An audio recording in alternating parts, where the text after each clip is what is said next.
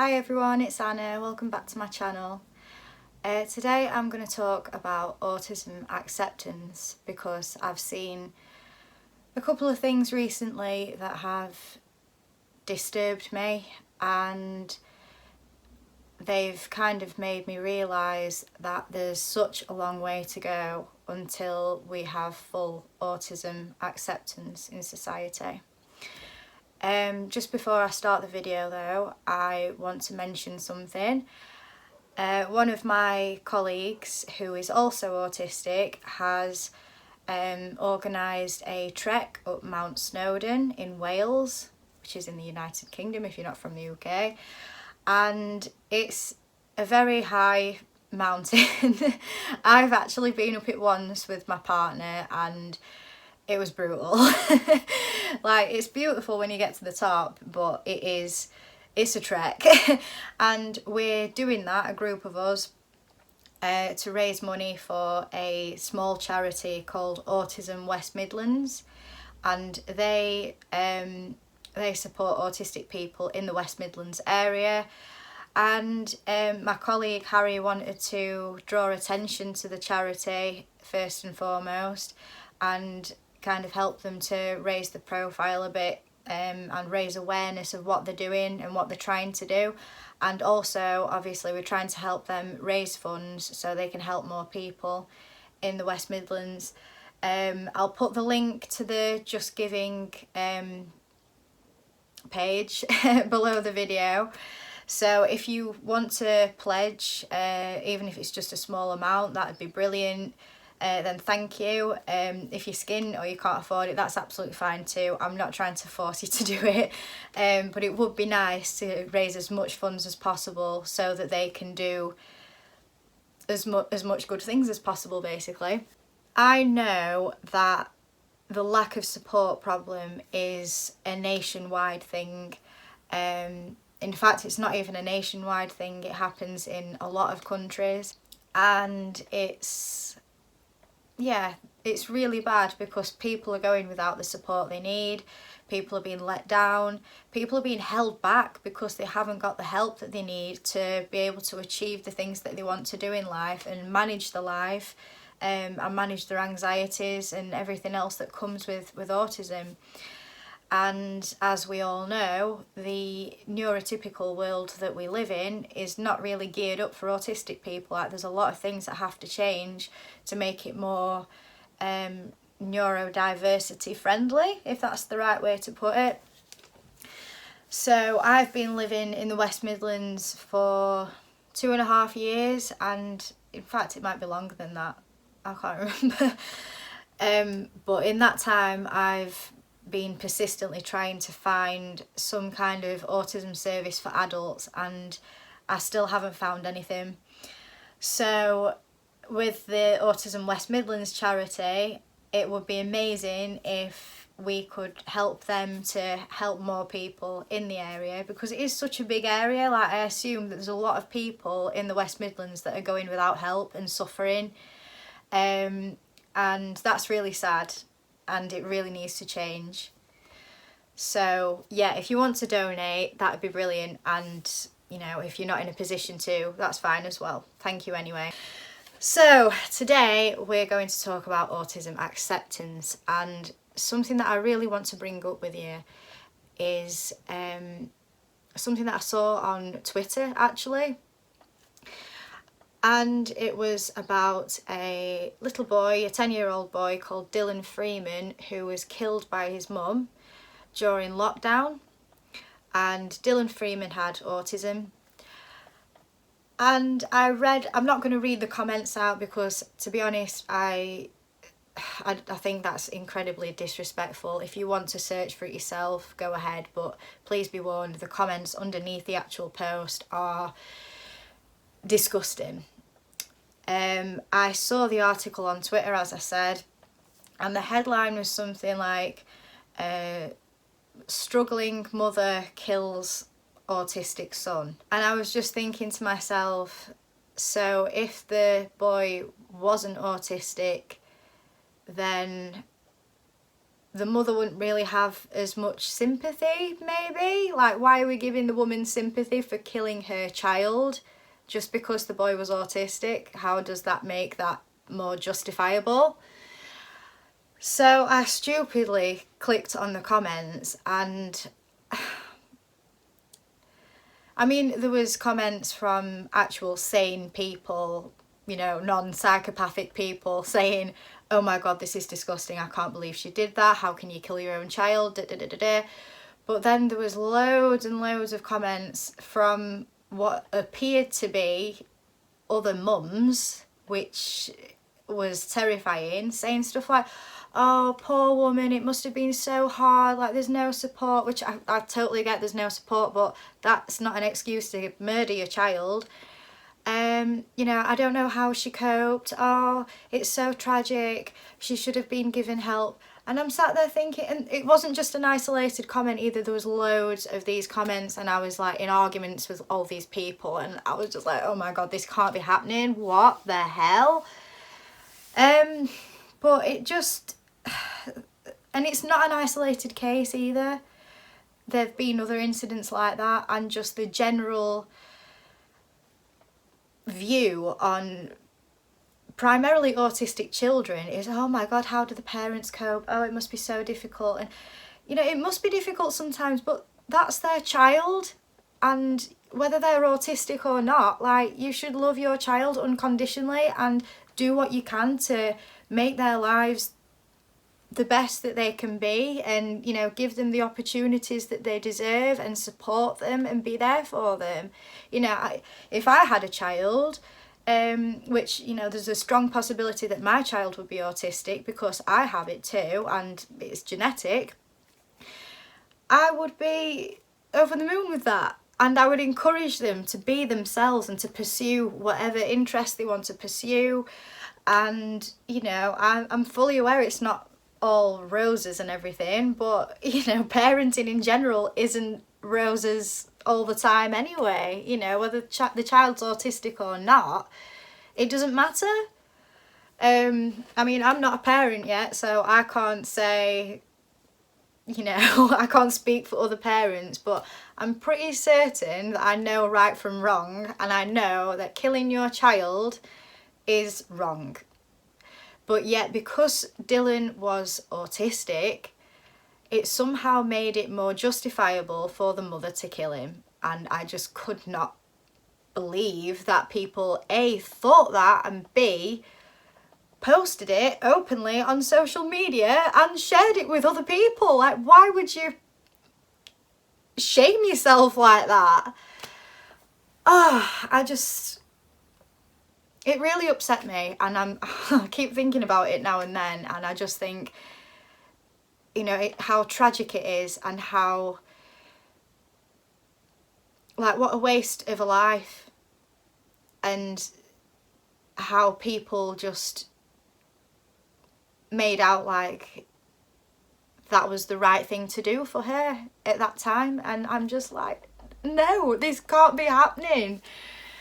So yeah, that is a really, really sad story, and I don't want to put like a massive negative thing to this video, but I just wanted to bring it up because it really disturbed me, and obviously that is part of why we need acceptance, why we need more understanding, why we need to educate people, to raise awareness, and hopefully bring society up to date a bit more, because we're already in 2020, like, it should be happening already. So hopefully one day life will be a lot easier and a lot safer and just a lot more autism friendly for autistic people. So just to cancel out some of that sadness, really, I'm just going to say what Dylan's dad, who wasn't a part of it at all, he was on holiday in Spain at the time, or working away in Spain at the time when it happened, and he is devastated, clearly.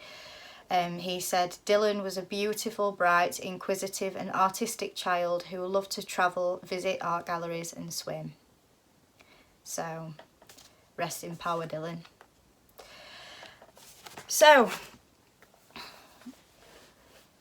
So that is one of the many reasons why we need autism acceptance in society today. I mean, through YouTube, through group chats I'm in with other autistic people, through Instagram and social media, I often end up speaking to other people on the spectrum that have either found my videos or I've found them or whatever, and naturally we just talk about our experiences and, you know, things that have happened and this, that and the other.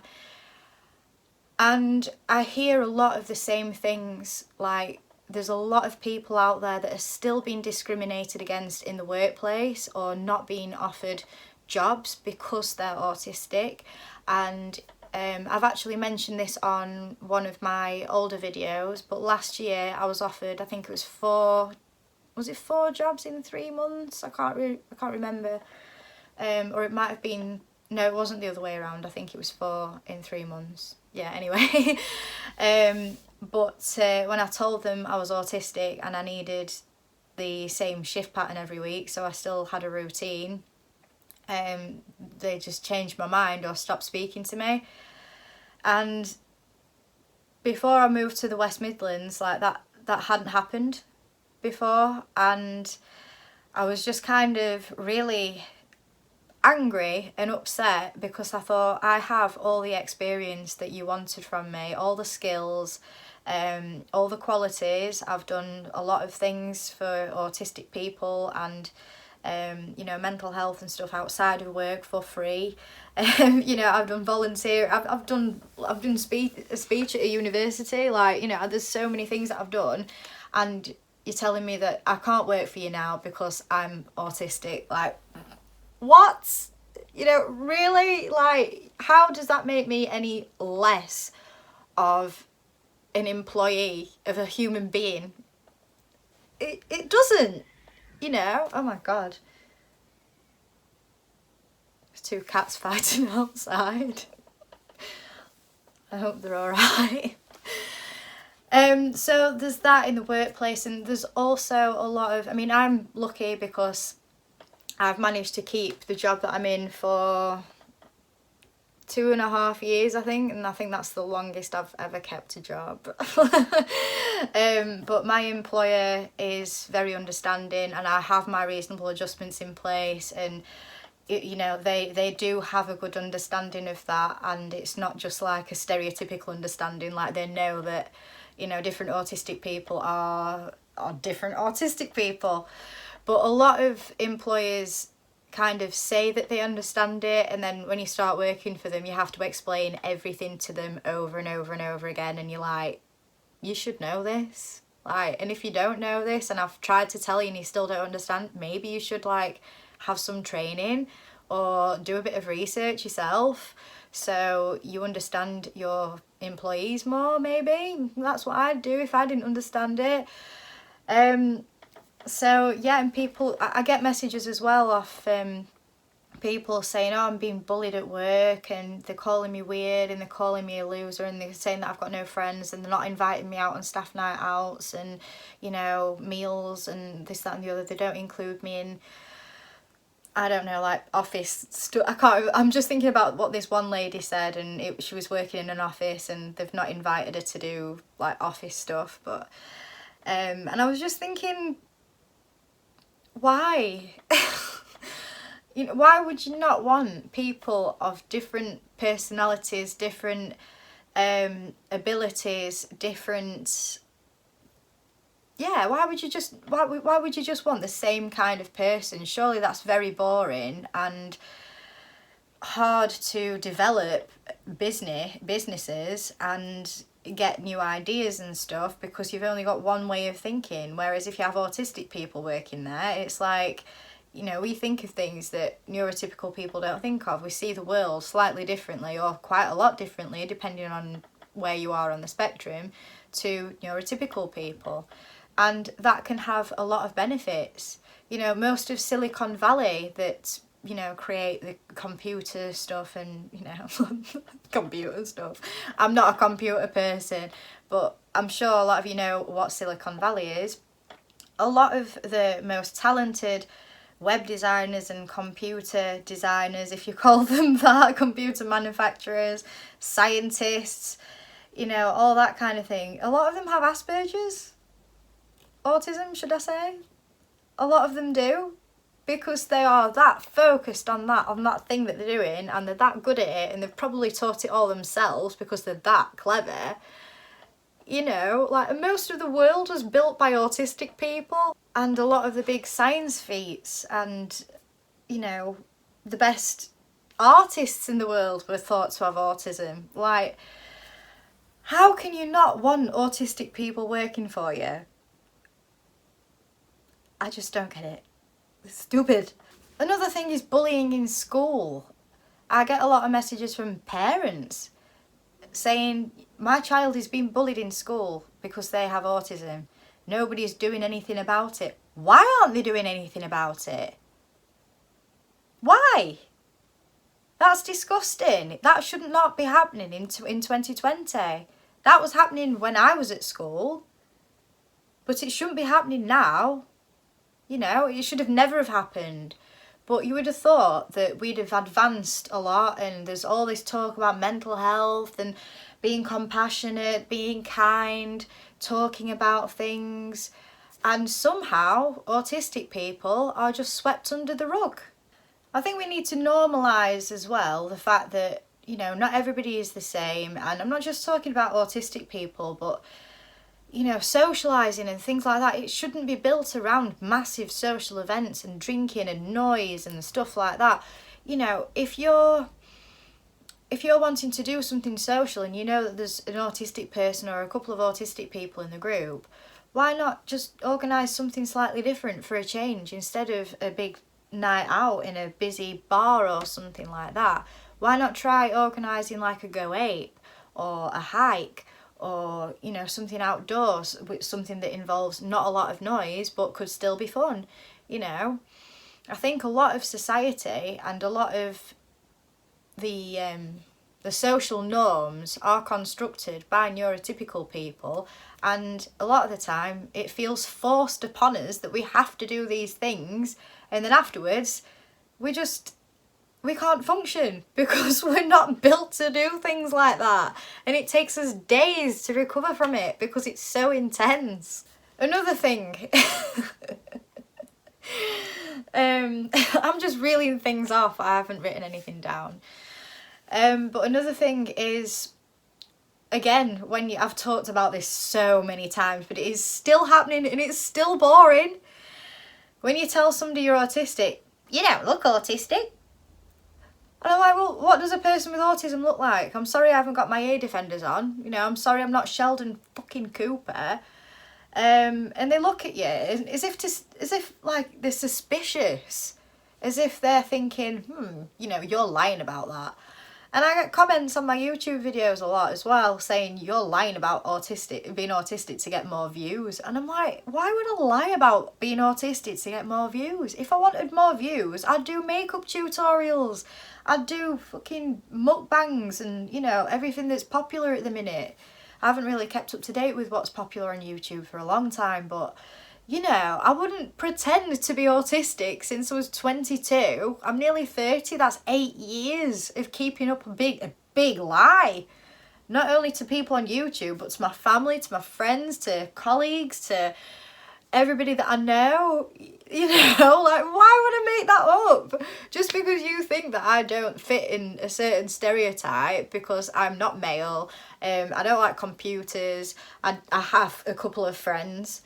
You know, like, just don't. I just find it very, you know, after everything that you go through as an autistic person, and I'm not saying everybody with autism has, you know, a lot of struggles and has had a lot of struggles all their life, but for me, I was absolutely miserable and wanted to end my life until I was 22, and then I found out that I had autism, and everything made sense. Everything. So, you know, why would I make something like that up? I don't know. It's crazy. Like, I think people just need to stop being as judgmental and just listen to people. You know, we've had all this, talk to people and stuff like that on social media, and there's Mental Health Awareness Week and Autism Awareness Week, but nobody listens to it. You know, you have to listen to each other. If somebody tells you that they've got autism, you don't go, well, you don't look like you have. Are you sure you have? You don't seem like you have. I would have never have guessed. You go, oh, you know, cool. You know, when did you find out? What's it like for you? You know, ask them if it's okay to do something like put the radio on, put the TV on or whatever. You know, make sure that they feel comfortable around you. Invite them to things. Include them. Let them know there's no pressure if they don't want to go to things. That kind of thing. Instead of being like, you're not autistic, you don't look like you're autistic. Like, fuck off. So yeah, I can't believe how long this video is, to be honest, and I've not really said anything like groundbreaking, but I just thought I'd talk about it because I can't believe we are in 2020 and we're still being misunderstood, we're still being discriminated against. And then you're seeing stuff like the Dylan thing in the news, you know, kids with autism being killed because the parents can't cope with them. I mean,